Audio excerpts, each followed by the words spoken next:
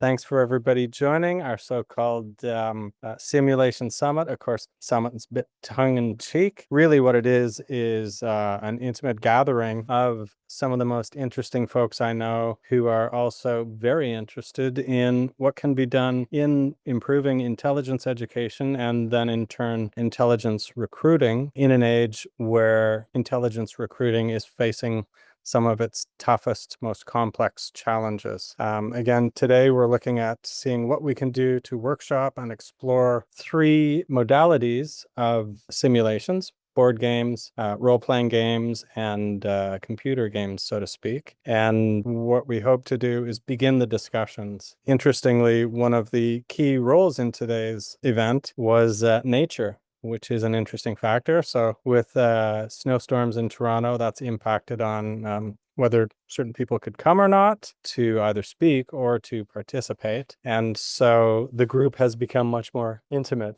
which is not a bad thing. So we have a few folks in the room here. We have a few more coming in the next few minutes. Brian Train. And I want to introduce, just while I'm getting the ball rolling here, for Adam Clare, who will be running this workshop, I want to introduce a few very interesting folks in this space. I'm going to begin with, I'd like to get Matt Caffrey to just say hello and say a few words about himself, but I'm not sure if he's ready to do that. Oh, he is. Good. Excellent. Sure. Matt? Whatever you like. Thanks. Just say hello and tell us your sort of pedigree in this space. It's important for us to have friends like you listening to this kind of workshop and exploration. So thank you for coming, and I'll let you just have a few words. Well, I guess the thing that's known to most people is I was fortunate enough to have this published by the Naval War College Press back in 2019. I've had an interesting career. I started out as active duty United States Air Force doing base engineering kind of stuff. And then I kind of split. I was a very active reservist and also a civil servant. So I was a research assistant, did a little bit of teaching at the School of Advanced Air Power Studies, was their war game guy. And then I was hired at the Air Command Staff College as their professor for wargaming and campaign planning. And meantime, as a reservist, I was the wargaming guy for the base engineering folks at headquarters SAC, did work at Dyess Air Force Base. My favorite assignment was almost 7 years at a place called Checkmate down in the basement of the Pentagon. And when you hear about people who are working in the basement of the Pentagon, that was us. Great assignment. Came up with something during that assignment called crony bombing. And then as far as wargaming goes, I started the Connections Conference back in 1993, and there's now a Connections Canada, a Connections Australia, a Connections UK, a Connections Japan, and also the Netherlands. And for 1 year, there was a Connections France. I'm not quite sure what France is doing. That's extraordinary. And to have your voice at the table with us, checking in on what we're doing, we just deeply appreciate it. I see as well Thomas Van Haar. He's somebody who, as you were speaking, he thought, yeah, this sounds familiar. I'd like Thomas to say a few words as well. Well, thank you. Actually, very nice to meet you. And one of the things I'd like to just mention in passing is that I had old friends working in Checkmate during Desert Shield, Desert Storm. And so my program provided a lot of data for that. So Matthew, we probably have worked together and didn't even know it. My name is Thomas Van Haar. Right now I run my own company, and we do war game books and professional military education. I'm a 3-time White House appointee and worked as well in the U.S. Department of Defense in the Office of Secretary of Defense for Dick Cheney originally when he was SecDef. And then when Don Rumsfeld came in, I was on what's called the Executive Committee, which was a group of 8 of us that did all of the non-traditional programs and things that don't fit into the normal military operations perspectives. So I have a lot of overseas operational background. And I've been doing wargaming and professional military education for probably 30 years, 40 years. So I've been around the block on this. Nowadays, I'm designing book-based war games, and I have, in fact, coming up in 1 month, I have a new wargaming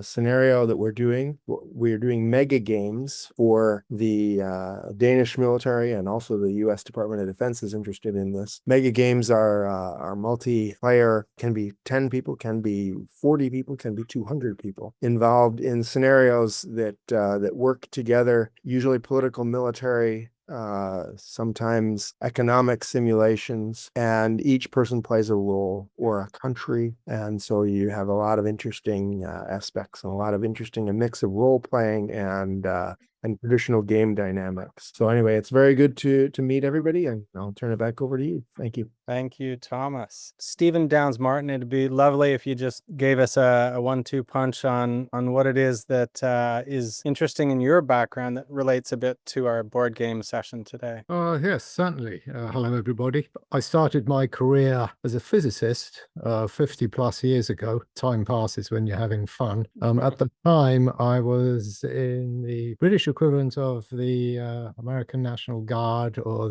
don't know what the Canadian equivalent is, a reservist in the Intelligence Corps. And we spent our time looking at the 3rd Tactical Shock Army and what they might do as they rolled across the border. And then rolling forward through the decades, I switched to computer simulations and then to manual wargaming. And for the last 20 plus years, I've been associated with the wargaming department of the United States Naval War College. My real interests are in how decision support systems like wargaming, but other intelligence analysis, etc., how it informs decision makers, the people who actually have to make the decision, put their name to the expenditure of blood and treasure, how it informs them, and how it can be corrupted so that the decision maker doesn't realize they're making decisions that are not in their own best or in the best interests of national security, and how we do that to ourselves inadvertently. And I researched this in order to find out how to spot when it's happening, not because I'm an evil